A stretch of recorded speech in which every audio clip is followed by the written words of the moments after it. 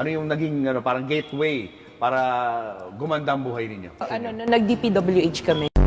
Gano'ng karaming kotse meron kayo? Parang personal use lang namin, nasa 30 plus na yata siya. 30 plus. 40. Nagagamit niyo ba lahat yan?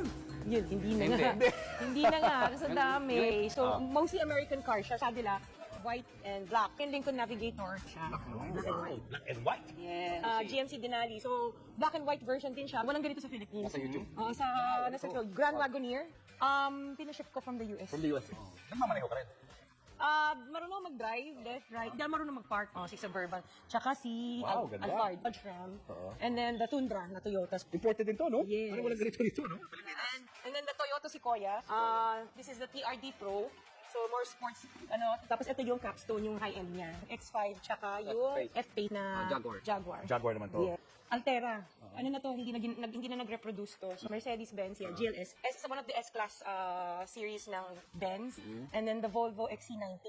Ito yung gusto ko na, dati na unang bilhin. Nung nabili na namin siya, hindi ko na ginagamit. This is one of the most expensive purchases na kotse noon.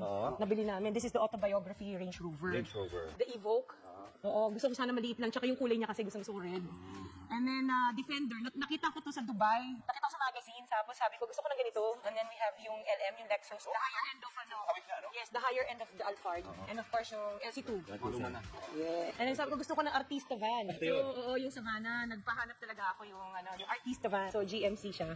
Unang bili namin ng white na Cadillac, dumating tong Ford Bronco. Binalik to. So, this is one of the first editions of the Ford Bronco. So, yung Benz GLE. Tapos ito yung X7. Nung lumabas siya, bumili kami kaagad. Tapos we have yung Sprinter. Isang Artista van din siya.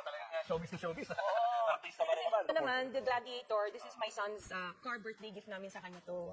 Ito, This is the Porsche, yes. Sabi namin, gusto namin makaano ng medyo parang sporty, pero hindi namin nagagamit. And then we have the Maserati. Maserati? Yes. So nung lumabas siya, bumili kami ng Maserati, itong model na to. Hindi rin siya nagagamit. G63. Matte finish siya. So very rare yung ganitong kulay. Benz na Avantgarde. Ito yung Bentley.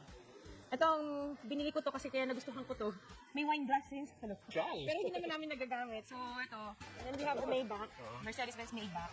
Yung SUV version ng kinuha namin. Color niya? Yung latest. Your favorite? Yes, our favorite is the Rolls. Rolls Royce. Yes, Rolls Royce. This is the Cullinan.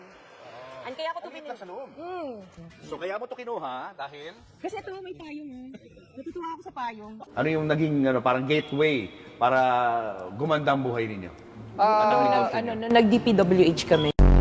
Siyam pala na kumpanya ng mga diskayang nakasungkit umano ng bilyones na kontrata para sa flood control project. Sa pagsusuri ng Billionaire News Channel, aabot sa halos 31.6 billion pesos o mahigit 6% ang flood control projects na posibleng hawak ng pamilyang Diskaya sa buong bansa.